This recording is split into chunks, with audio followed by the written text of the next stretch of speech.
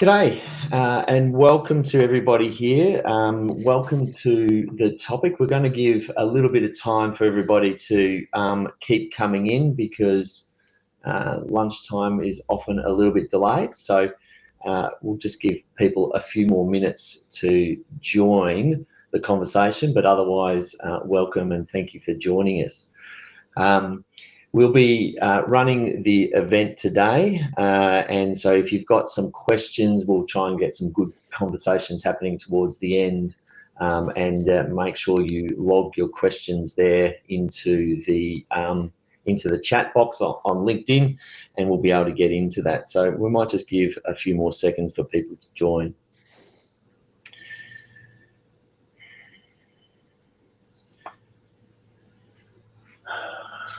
All right, well, I'm going to start really kicking off by just touching on what we're talking about today and about how local councils are your friend in the energy transition towards renewables and a positive environmental outcome, and how businesses can really succeed in this transition.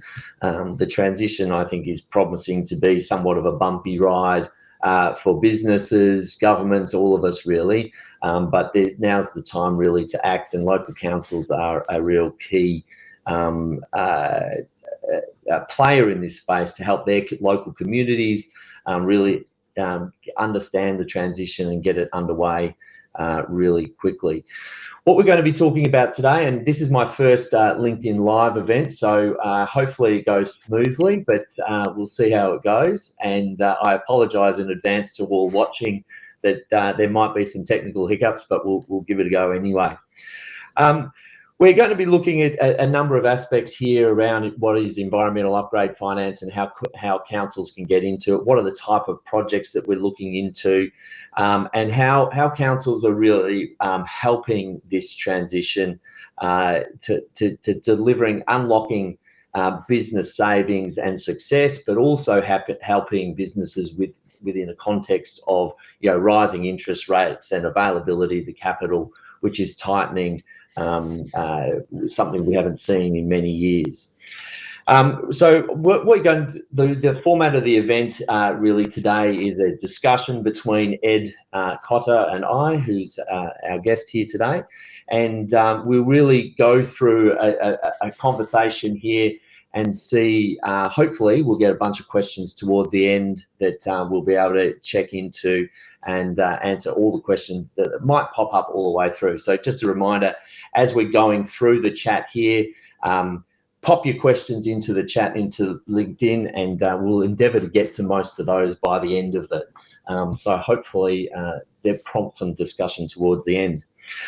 So before, without any further ado, I'd like to introduce Ed Cotter. Ed is the leader of the executive manager for Better Building Finance. I'll let Ed introduce who he is and what he does, because he can do a far better job than I. So welcome, Ed. Thanks for joining. G'day, Scott. How you going? Thanks for that. So my name's Ed Cotter. I'm the executive manager for the Better Building Finance team. And automatically you think that, who is Better Building Finance and what do you do? We're not lenders. We work with a range of different lenders out there in the market, such as the Sustainable Australia Fund. Our service and the work that we do is to support councils, businesses and lenders make environmental upgrade finance easy, really easy for them, so that those interested in using the funding mechanism for whatever project that they might have in mind can do so as efficiently as possible. So that's our driving, modus operandi. Behind that, we work very closely with councils, and I'll talk more about that later on as we go through, and I'm sure Scott's got a couple of questions, and I hope that the rest of the attendees in this session do too. So I'll hand it back to Scott and he can start firing away when he's ready. Well, I've allowed you to introduce yourself. I better do the same for me, right? So my name's Scott Bocksay. I'm CEO and Managing Director of Sustainable Australia Funds. I've been working in this space for well over a decade. A lot of you hopefully may know me. Sustainable Australia Fund is,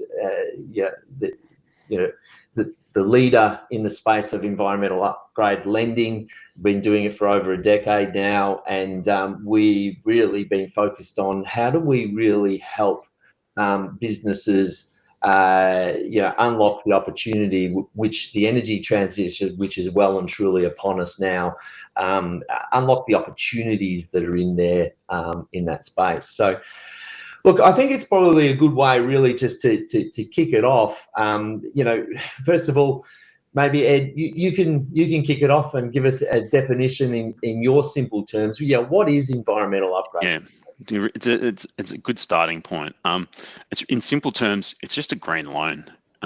It's a green loan that's used for sustainable upgrades on existing, primarily non-residential properties, driven by a need from a business to actually improve, whether that be their cash flow position, operational conditions, environmental benefits, or reduce carbon emissions, whatever the driving factor may be. It's a simple green loan for upgrades on an existing, primarily non-residential building. The thing I like most about upgrade finance is that it's the only financial product on the market that's required by legislation to deliver that environmental benefit. There's nothing else out there like it. And from my perspective, that really lends itself to working quite closely with those that are interested in the impact investment space, those that are interested in responsible lending, and primarily councils. If it didn't have that, I guess, requirement by the law sitting behind it, I don't think councils would be interested in it. And we can talk a little bit more and unpack that a little bit more as we go along. Yeah, look, I think one of our challenges in this event is going to be trying to stay a little bit on message, but you raise a really interesting point here, and I agree entirely with you, and that's why I've been at this for over a decade now. It's the only form of finance that is under legislation required to deliver an environmental benefit, and we've seen the efforts of ACCC really focusing now on greenwashing. We have a legislative requirement to make sure it delivers. So we're actually fully transparent. We do really focus on all of that, and I think it's a key point. You've seen sustainable finance in the EU. You're seeing it starting to happen out here with green taxonomy. So it's a really key point, and maybe we can touch on some of the stuff that you're doing with councils that also helps potential investors that come into the space that want to lend to environmental upgrade agreements, and how your services kind of really help those lenders. But let's stick to the basics right now. Quickly, how does environmental upgrade finance work? So I mentioned before the legislative requirement, and the reason I did that is because that legislation is written into local government acts within each state. So the way that it works is really quite simple.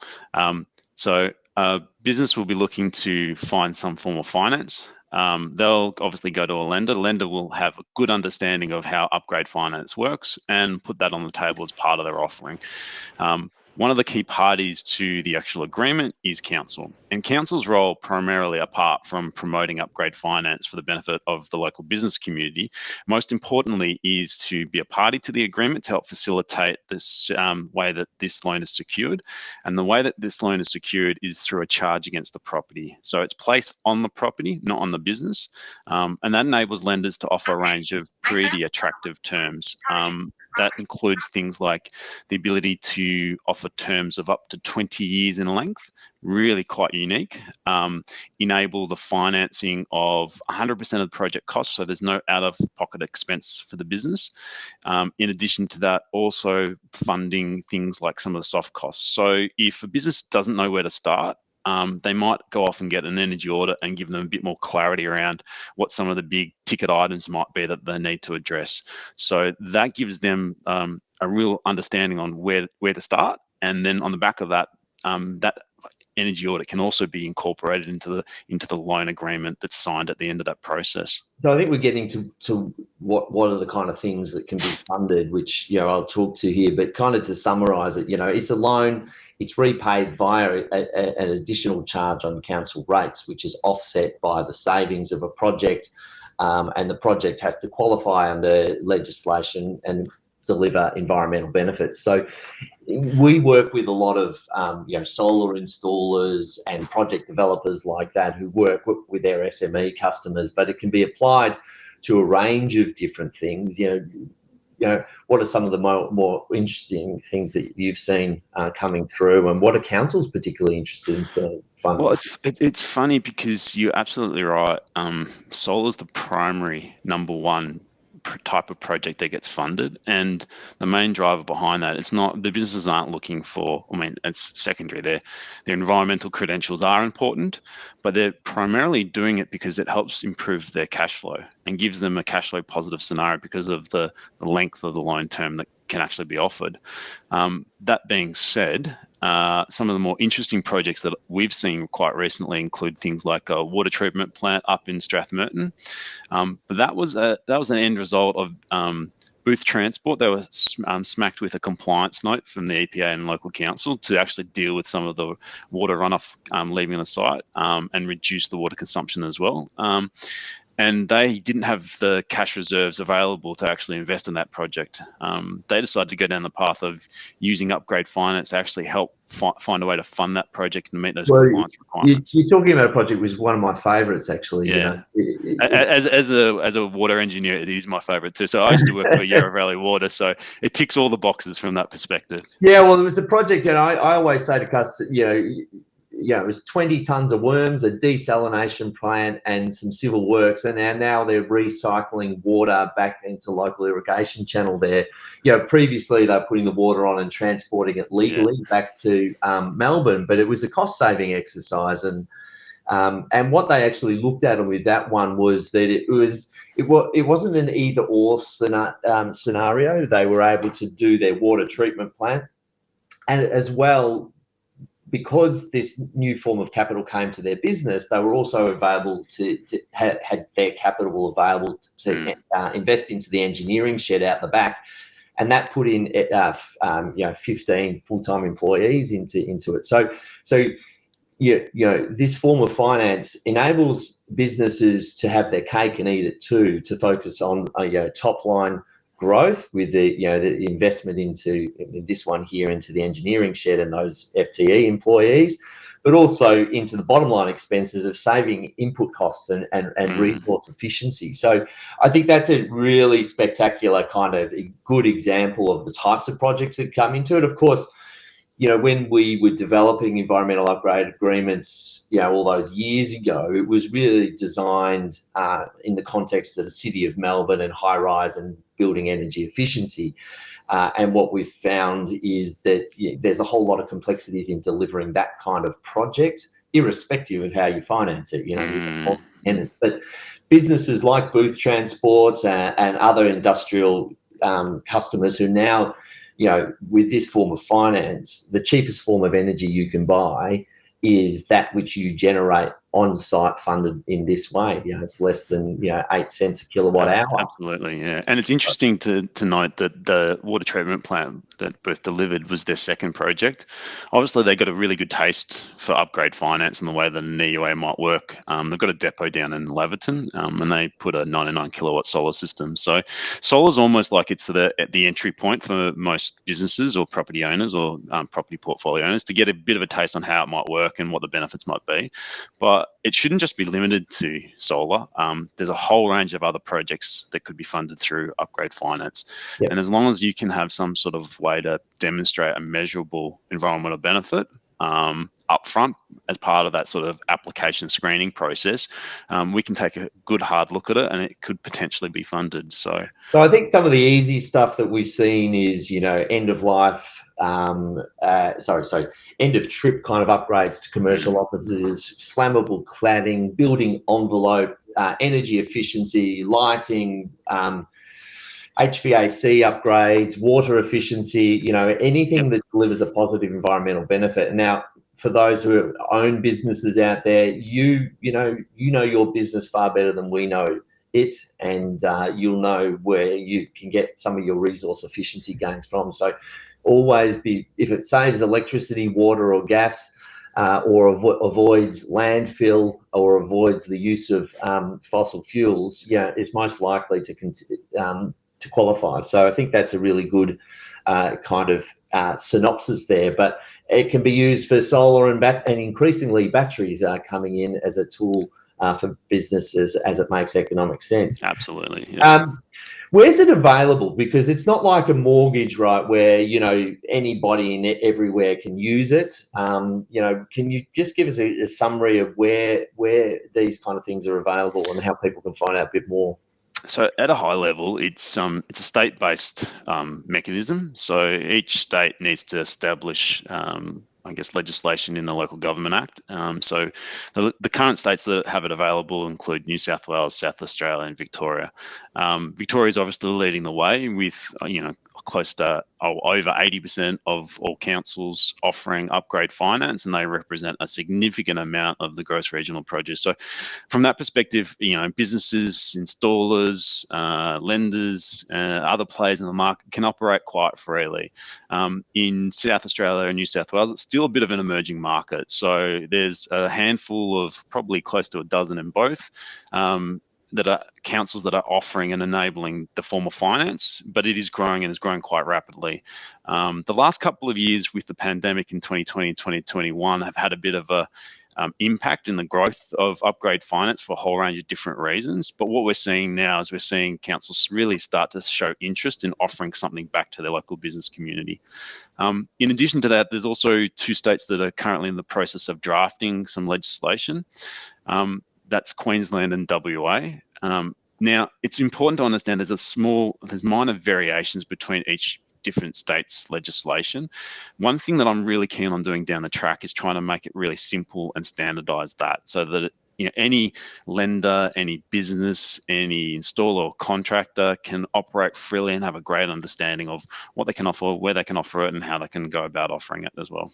So, have you got any ideas of, you know, legislation can take some time. What are the kind of timelines you're seeing in in Queensland and WA? Well, Queensland's interesting because they've made a commitment in their energy plan to actually put this in place by 2024. So that's something that's in motion, and we're talking with the state government around how that might work, and also with the local government association up in Queensland. There's a fair few councils that are interested, but we also want to make sure that we learn from what's worked well in the past in other states and what hasn't worked so well in the past as well. So I think, and you've been involved in a bit of that to date as well. What are your thoughts in terms of what does work well from some of the lessons that we've had to learn? Look, I think simplicity is the key, right? You know, I was guilty very early on of overcomplicating this, and you know, I think it was something that was new. You know, the story about how EUAs came into being was, you know, it was led by Melbourne City Council, and Melbourne City Council went to the state government and said, look, can we put a paragraph into the Local Government Act to enable this form of finance? And, you know, 10 pages of legislation then came out. And so there was a degree of complexity that was introduced at that time. And so really we've been focused on, you know, simplifying something that can be quite complex. But at the end of the day, you know, a mortgage is quite complex in the sense that, you know, there's a unique form of security taken out there. There's different systems and processes that happen behind the scenes from a banking perspective. In the context here of EUAs, there's different things that happen behind the scenes that happen from a council's perspective. I think that's a really important point, actually, because, you know, you've obviously got your expertise in the banking finance sector that guide you through that process, like putting in a home loan application and whatnot. It's the same sort of scenario here with upgrade finance.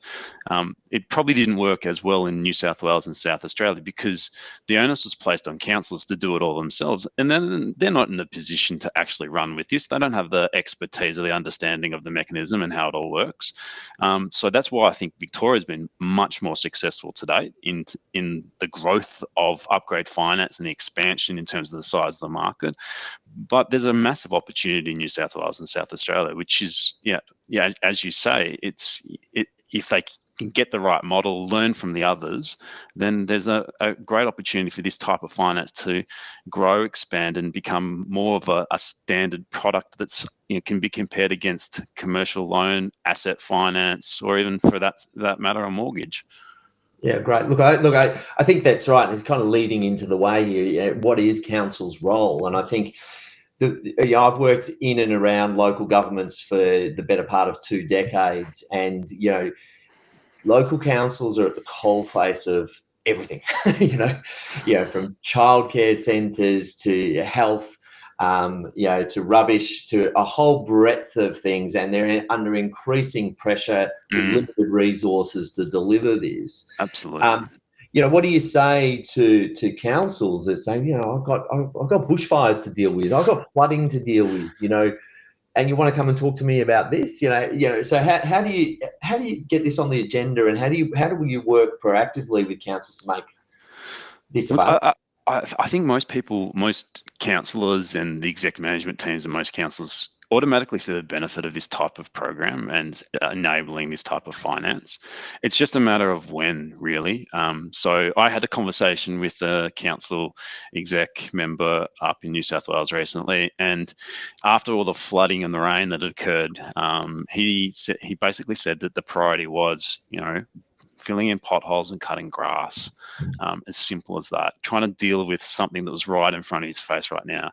On the back of that, absolutely, they said they are interested. It's just a timing perspective. So sometimes these things do take quite a while from I guess if you're a business and you're chomping at the bit to use this type of finance, and council is currently not offering it as something that's available in the area. It does take a little bit of time, but I think most councils do see the benefit, and it's just about finding a way to actually help them navigate through that process. We've been doing a fair bit of that recently. We've been doing a fair bit of helping councils set up their programs as well as manage and run it, and making it as easy as possible for them. Our focus really is addressing all the risks, standardizing that process for them, but also doing a lot of the heavy lifting for them as well. So one thing that had been a problem in the past is, how do they deal with it in their rate system, and how do they deal with the actual collection of repayments for the loan, because that's part of the requirement of their obligations outlined in the legislation. How do they actually represent that on their books? So we've gone down the path of working with a small select group of councils to actually find out how that all works and look at the ways of addressing that. The outcome from that was the development of what we're calling the billing service, which is a very simple way for us to take over all of the key activities that council has to undertake, while ensuring that council is kept informed on its obligations and also on the status of those repayments. What that's done, that's reduced over 80% of the burden for the rates and finance teams, probably even more once we actually get this thing humming properly. But I think from a council perspective, you're absolutely spot on. Resources, expertise, and just a timing thing on what those priorities are. They've got a massive amount on their plate. So, finding the time to actually sit down and go through and have a look at what it is and how it works. And for me, that if we get that opportunity to have that conversation, that's a win. Yeah.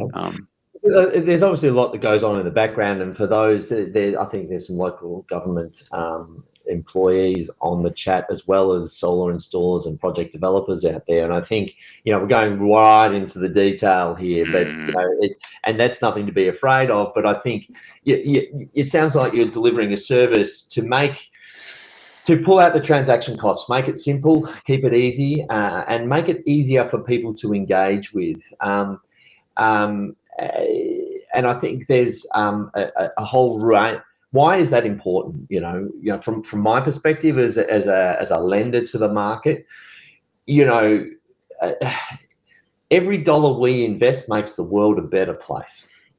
And we're the only form of finance out there that has to deliver an environmental benefit. So we really want to lend a whole volume into it. And I know lenders with compliance and risk and everything else, they need to see scalability in the marketplace. And so I think the services that you're offering to councils really help us as a lender know, and this is also true for all the project developers there, is, the rules are the same now with every council you're working with, right? The fees, the documents, everything else like that. And that makes it easier to transact with. And I think that is a real bonus and a demonstration of how we make the complex simple. I'm conscious we're moving along here in time, and there's a bajillion questions popping up here, but I want to keep going. Before you do, Scott, I've got a question for you. I'm interested. Philip Lowe just announced another rate rise, so we're at a cash rate of about 3.6%. It's likely that that's going to go up again. from a lender's perspective, what does it mean for borrowers, and also what does it mean for Upgrade Finance in this position and it as an option for businesses out there looking to fund their next project? Yeah, look, I'm not an economist, but I definitely hear and feel interest rate rises coming through, and I think what I was saying to somebody the other day is it's kind of like back when EUAs were first created around the global financial crisis, right? Different context, different crises, but it was a financial crisis which basically led to the same kind of outcomes we're seeing now, which is access to capital for businesses is going to become tighter if it hasn't already. And, regardless of the price, because inflation, input costs, profitability margins, lenders become nervous about lending to businesses where profitability and solvency might become a bit of an issue. So that's why capital becomes scarce. And we were able back then in the GFC or post GFC to mobilize capital through this structure where others can't. And we're here again doing that today. The difference that I would say between then and now is I think 10 years of climate wars have gone on, and we won't open that can of worms in this discussion, but the energy transition is here. Businesses and households, the cheapest form of energy now is to produce it yourself and fund it with us. As I said, it's about 8.5 cents. So as interest rates go up, I think what we are starting to see is businesses can have their cake and eat it too. Cash is king, and cash has always been king. But this form of capital enables businesses to have their cake and eat it too. So they can use their cash to grow their business for top line growth, like Booth Transport, investing in FTEs to make sure they can grow and surface a bigger slice of the market. But then also you can use this kind of capital to reduce your bottom line costs, so your input costs that are going up and up because of inflation that's here with us. So I think it's a unique time, and there's multiple drivers this time round, interest rates and availability of capital, and also the declining costs of, despite inflation, solar energy and the simple paybacks that are coming through. Everybody here would be alert to, the federal budget that was announced in October last year, where energy prices were forecast by the federal government to go up by 54%. I'm talking to businesses every day, and it's 150%. So. Well, that tracks inflation, right? So that's the rising energy costs tracks. Yeah, exactly. And I don't know, have you seen Saul Griffith's graph that basically shows the costs of energy tracking inflation over the last several decades? He then talks about the value of a dollar and the range of different mechanisms, well, the value of a dollar today and the range of different mechanisms that you can put in place to actually drive down those costs. So exactly as you say, have a fixed energy or electricity cost moving forward. The thing that he doesn't tackle is how to actually finance that or how to pay for that. How do you actually get down to that? And how do you fund those projects that will help you get down to that net present value of a dollar being worth a lot less in 20 years' time than it is now? Yeah, look, I think you're right, and there's some opportunities I think to exploit in his kind of analysis here is that, one of the things that we talk to CFOs about is, so Saul Griffiths is particularly focused on residential and electrifying everything. Electrifying everything is something that needs to happen down here, and particularly in Victoria. 65% of the nation's gas use happens in Victorian homes. So that is absolutely something that needs to be tackled. But industry, they're really high users of gas, so that's a massive opportunity. I think what we need to be thinking about is what are the costs that you're incurring by waiting for things to break, right? So. That's why you do energy efficiency. Back 10 years ago, 15 years ago, I was talking about LED lighting. But I'll just wait until the performance of the lights get better. I've got lights, it doesn't matter. I said, but while you wait for the technology to get better, you're spending more money that would cost you to repay a loan to get that benefit today. So I think the cost of waiting is not factored in adequately into a lot of these analyses, and you need to bring forward the investment. I mean, there's a lot of work and a lot of money that needs to go and in towards this, and this is really an opportunity to tackle the opportunity right here today. Look, I'm conscious we're running pretty well on time. Look, this has been quite fantastic. I think one of the criticisms that we'll touch on it, EUAs have been considered quite complex in the past, and I think the work that you've been doing has been really helping councils make it simple, and that takes out a lot of the the friction that exists into it, and makes it a much more usable tool for all the building owners and the tenants that might be here, as well as the project developers, because at the end of the day, this is something that is quite simple, which is a loan, which is repaid through council rates, but it has a lot of different product attributes that can benefit. And so I'm trying to keep a track of a lot of these questions that are popping up here, but one of them was talking about the tenants, how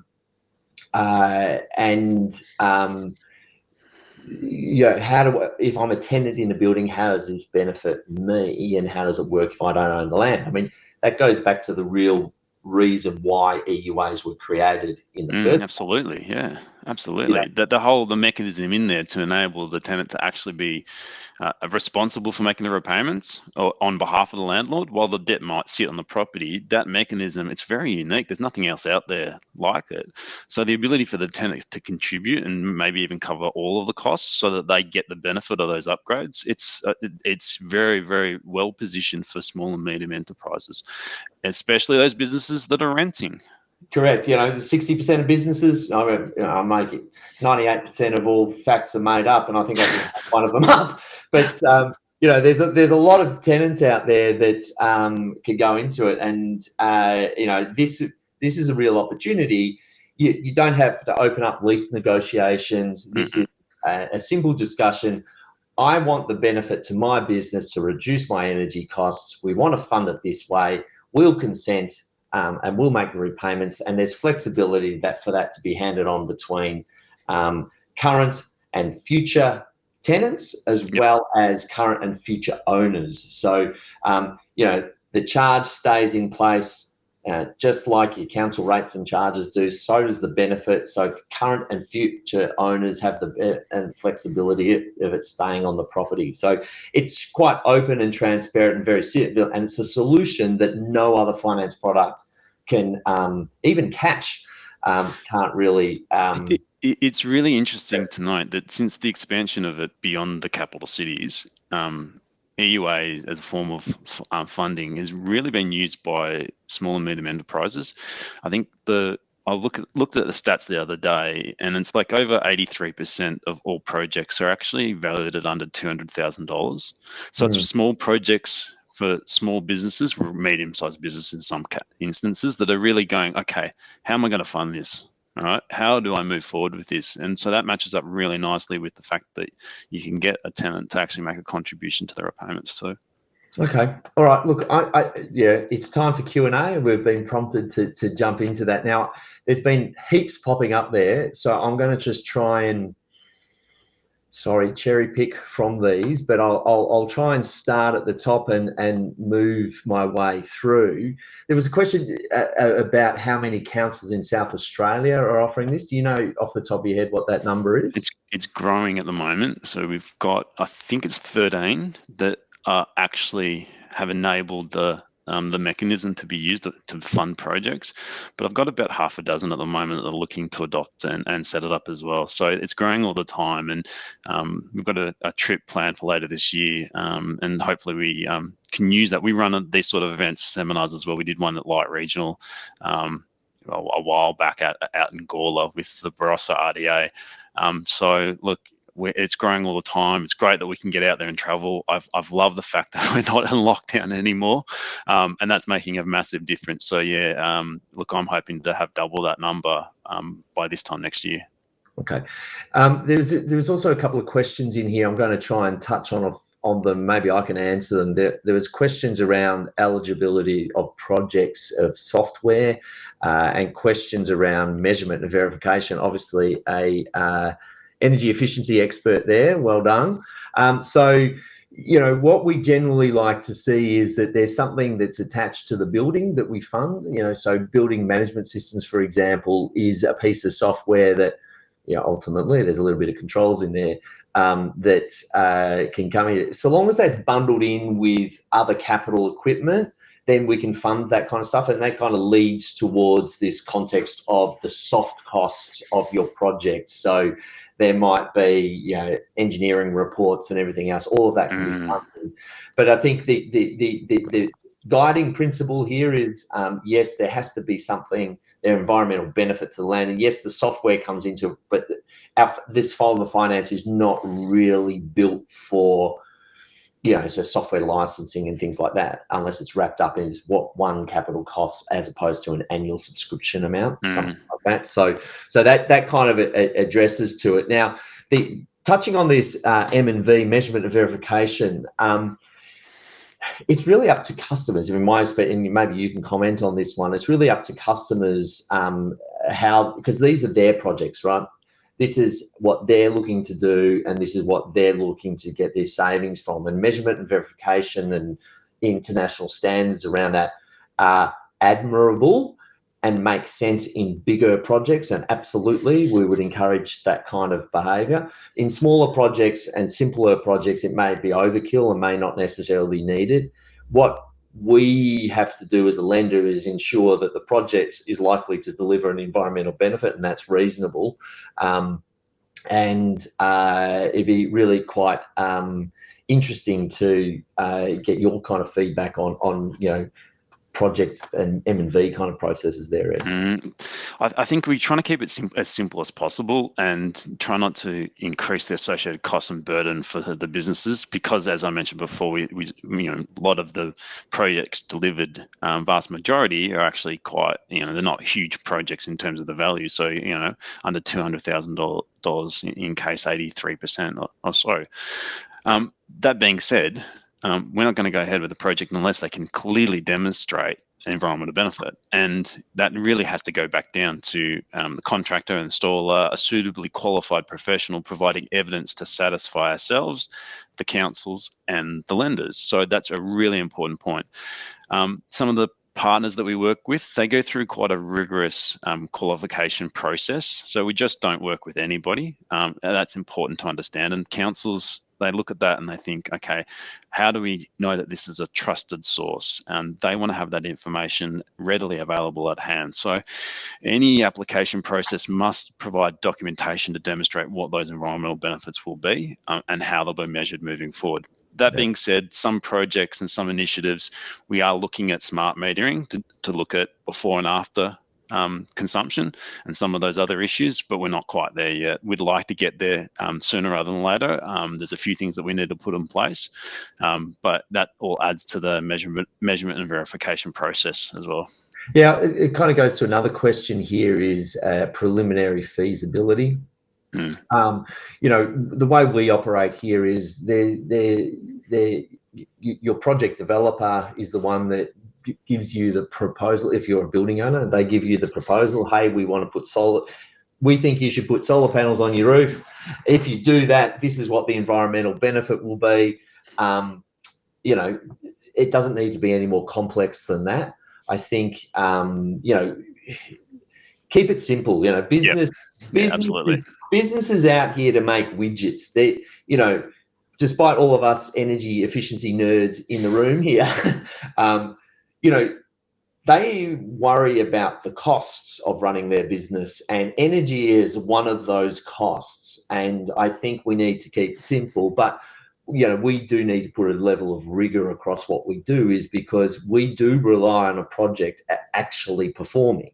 And by that I mean we put credit rating on that. So that's why we like to work with credible partners. That's why we like to work with credible products, and making sure that their savings are likely to occur, because the financial savings is what the customers will really care about as well. So, M&V all can play a role in that, but the simple preliminary stuff, send us the proposal as part of the application. If it makes sense, it ticks it off. Now, to be really clear, if a project does not perform here, this is the risk of a building owner, right? Because they still have to make the repayments. So that's why we go through all of these kind of processes. But at the end of the day, it can be quite simple. And solar is quite simple. Projects get out there and they can be all kinds of complex, virtual power plants, water efficiency, energy efficiency. So we understand all of that, and that is absolutely welcome. And businesses should be looking for the little tricks and tips which we can help our customers with to not trip over them. So I think I touched on a few questions here. So we talked quickly about, I may have missed it, but can a business that doesn't own a building still apply?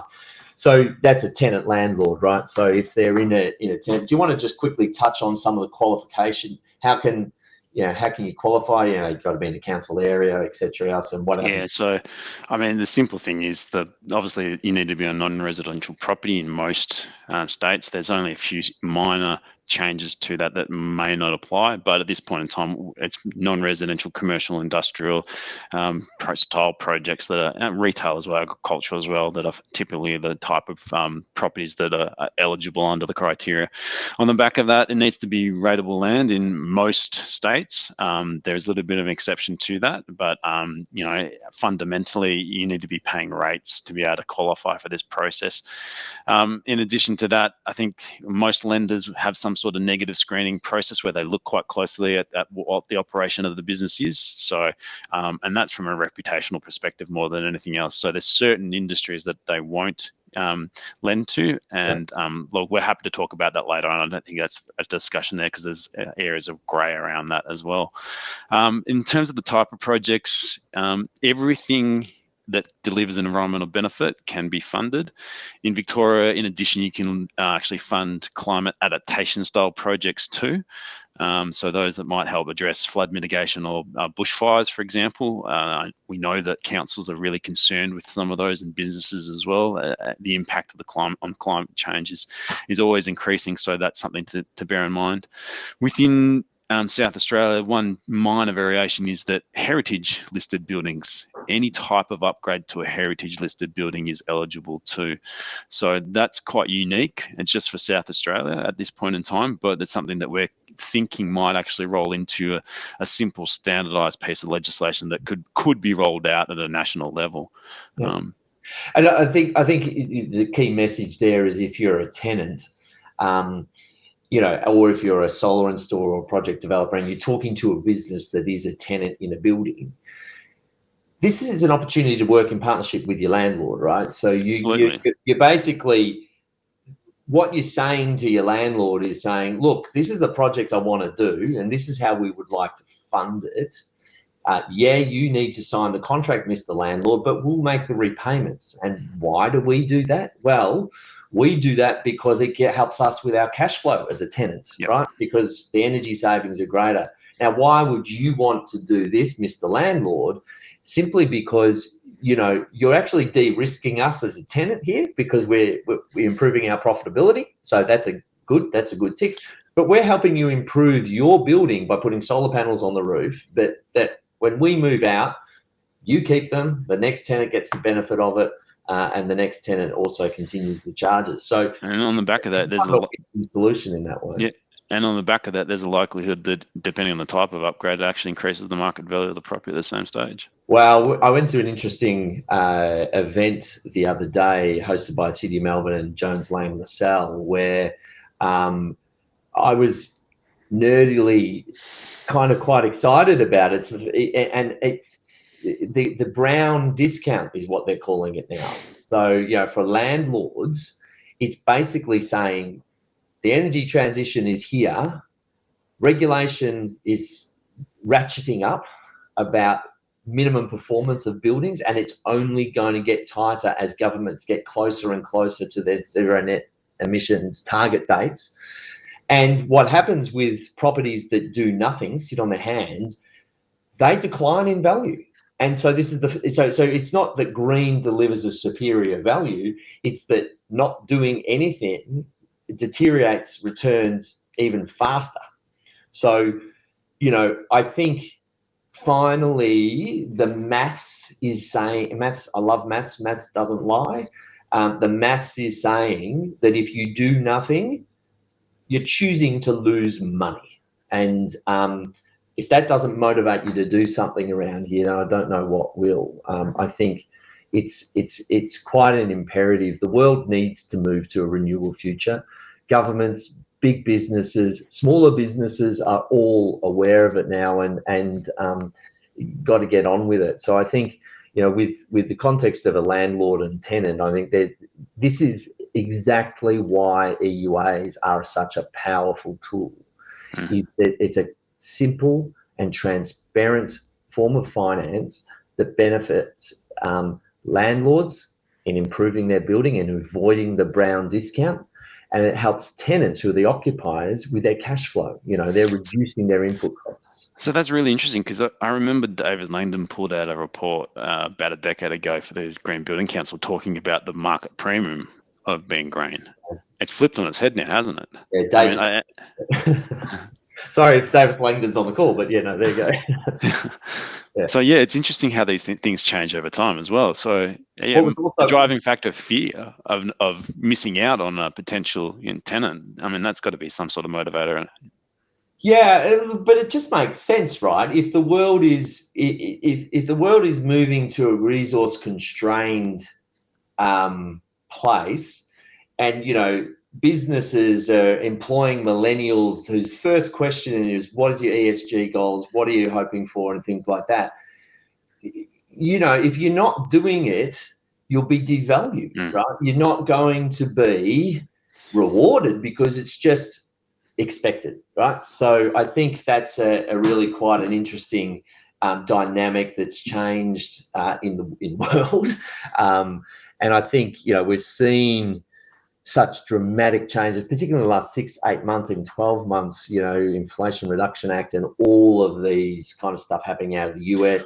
Capital is flying to the areas where action is taking place. And well, that's the thing. There's obviously the political will to do stuff, and associated with that right now, there are a whole range of incentives and rebates and opportunities out there. And upgrade finance is quite complementary in that respect, that if you want to unlock some of these opportunities and these rebates, a great example is you tap into automatically, if you're going to look at solar, the SDCs. Then if you're a small business and you're in Victoria, Solar Victoria have this fantastic rebate that helps discount an additional amount off the cost of solar or batteries or whatever you're looking to do. And an upgrade finance could be the way to actually pay for the balance without dipping into cash reserves. So upgrade finance is quite complementary with other opportunities that are out there that will help drive some of those changes. So I think that's really important to grapple and get your head around. The biggest question I have, though, half the time is, where does a business start? Yeah, look, it's quite. Look. There's many places to start, but I think you just got to start, right? And so I think, right? I'm in discussions with customers right now, and for example, and this is an opportunity for some of the participants there, is that we're looking at they're looking at very large solar and battery projects, and there's also a raft of other projects that need to be happening in there, and it's almost too much for them to swallow in one go. I make my widgets. This is what I've got to be doing. This is just a bit of a headache, but I've got to be doing it anyway. So what we've basically said is, look, and he said, look, start with the first stage of the solar project. No regrets. It's cash flow positive. We can extend the term out. How much cash do you want in your business today? Off you go. But additionally to that, you need to set out your roadmap for what you're going to be doing and help you digest that. So going back to some of the soft costs, so some of the engineering reports and the zero net strategy plans, we can fund into that first stage of the project so that they get the no regret stuff, but then they also get a pathway to zero net emissions, which they're corporately committed to. So So that's a really interesting development that's coming out here. There's a couple of questions coming in here, which I'll tackle head on. Questions around interest rates and who are the lenders, and some of the questions around credit there. Look, interest rates have gone up. From our perspective, we offer a variable and a fixed rate product into the market. So our loan terms go out up to 20 years. And I have to say that because it's a principal and interest loan, the biggest savings you can make on the loan repayments is by extending the loan term out further and further, right? Because the most cash that comes through is the principal being repaid. So, we're about, well, we haven't factored our pricing into it, but we're about 8.5% for all the capital you need. So you don't have to put any of your cash onto the table. And so when you look at other kind of competing products out there, if you're thinking about a mortgage, you've got to factor in your cost of equity, because mortgages only are effectively advanced at 50%, right? So we can provide 100%. So a lot of businesses forget about factoring in the true cost of their cash and equity is very, very expensive, particularly in this climate. We're the only lender that we know actively in the market at the moment. There's a couple others that have looked at it in the moment, but we're the only ones that are out there. So yeah, that's kind of just touching on those points there. There was other question here around what can you do if your council is not on the list? And yeah, maybe Ed, you want to talk to that? Get in contact with us. That's a simple starting point. Yeah. Get in contact with us and have a discussion with us. If you've got a project in mind, even better. And then we can make an approach to council, or we can work with you and approach council and start the conversation.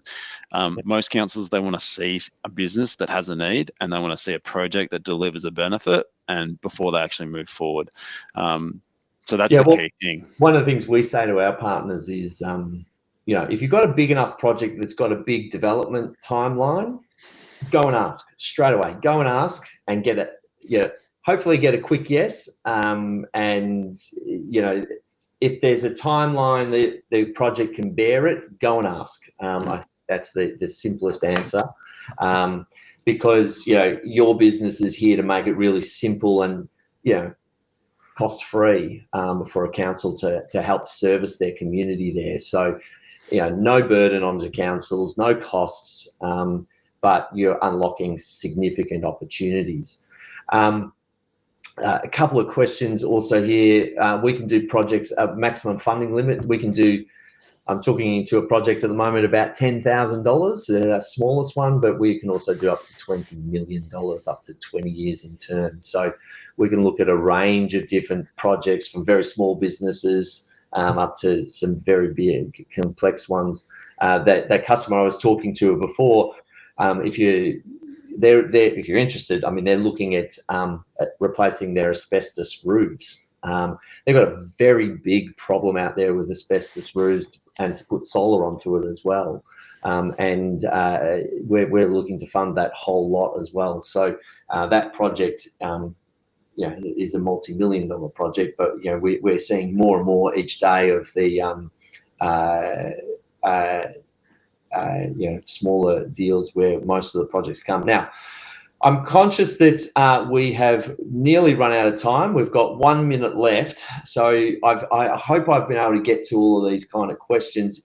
Any kind of final words you want to say before we get rudely hung up on by everybody here? I think if you're a council and you're interested in establishing an EUA or upgrade finance program, get in contact with myself or the team at Better Building Finance. And then finally, I think from my perspective, upgrade finance has really just started. It's going to continue to grow, and we'd love you to be a part of it.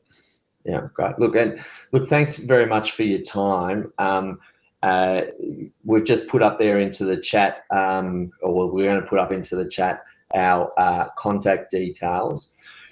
Look, the best way to get answers is ask the questions. So please come and ask to be either Ed or I.